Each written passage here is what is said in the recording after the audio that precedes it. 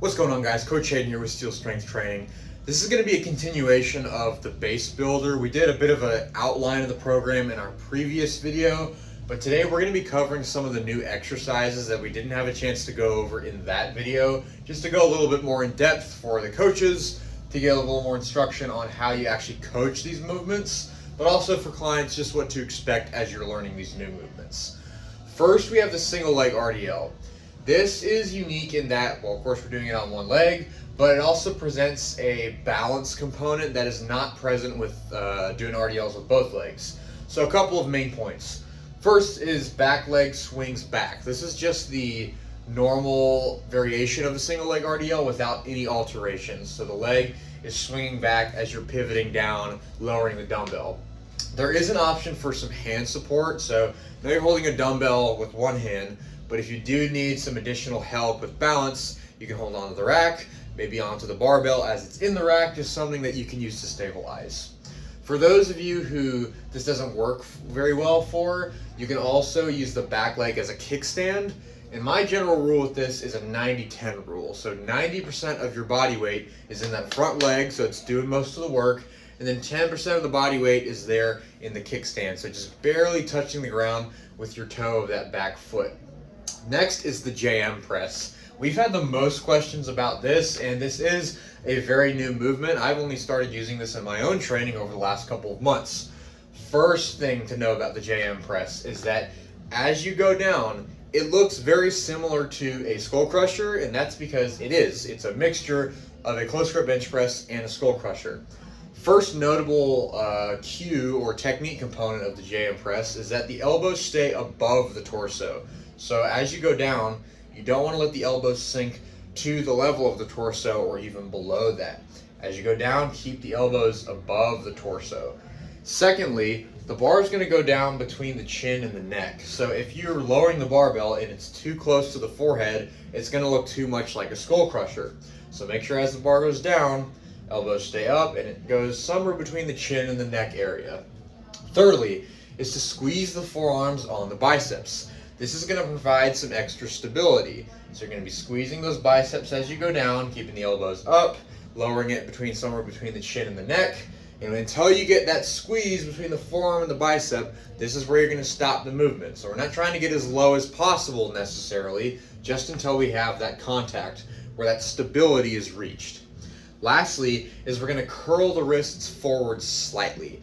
Not excessively, we're not going for like T-Rex arms, but as you go down to that spot between the chin and the neck, we're just going to rock the knuckles forward slightly. This is going to compensate for what can happen with the bar, which is where it will open up your wrists and we have lots of wrist extension, which is not what we want. Just a little bit of a curl forward and then punching straight up into the air. Thirdly is a front squat. I don't know if you've ever done front squats here at Steel. If we have, it's before my time, but they are going to feel very different compared to the back squat. And that's for one major reason. You have to stay very upright. There is no forward lean allowed in the front squat, because if you do lean forward to any capacity, that bar is going to be dumped down and that's not going to be good.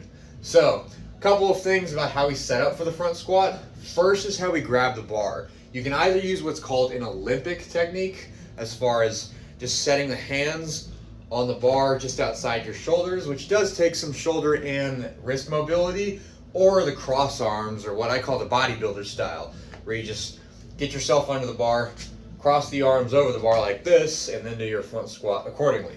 If the Olympic style doesn't work, either with a full hand or with fingers on the bar, cross arms is just as viable. Also, we want to make sure that the bar rests on the delts, not so much on the collarbones. Just like we learned with the back squat when you first learn the movement, we're looking for it to be resting on the muscle of the back, not the bone of the scapula. So a similar thing, sitting on those big meaty parts of the shoulders. Thirdly is that we need to keep our elbows and our chest up. This is the unique struggle of the front squat. If you don't keep your elbows up high enough and your chest pointed up and straight out in front of you, if you start to do this at all, it'll be very difficult to recover that if the weight is heavy enough. So start light, focus on the technique first, and we'll add load accordingly. Lastly is the reverse grip bench press. So not a whole lot of technique changes with this, just the alternation of the hands. But there are some things that we should emphasize to make sure that this doesn't look too different from the regular bench press. Firstly, make sure that the bar is at the base of the palm.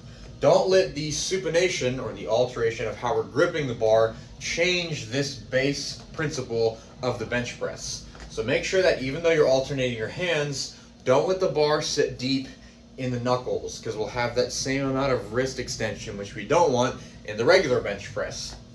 Also, make sure that you have vertical forearms. So I know that we're changing things up with the supination, but don't let that be a reason to have your forearms flared out or flared in towards the bar. So no matter how close or wide you grip, as you lower the bar, make sure that your elbows are flared out or pulled in just enough to where the forearms are pointed straight up to the ceiling.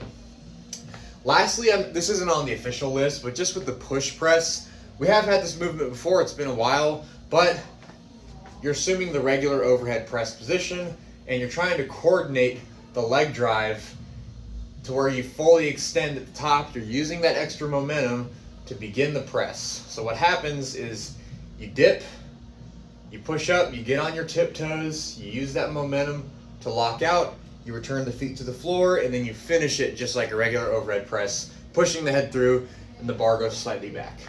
That's pretty much it for our overview of the new exercises. We as coaches will be walking you through these, and coaches, you can take these basic points for takeaway as what to do with instruction. And clients, this is definitely what you should expect with our brand new program and all these new exercises. Catch you guys next time.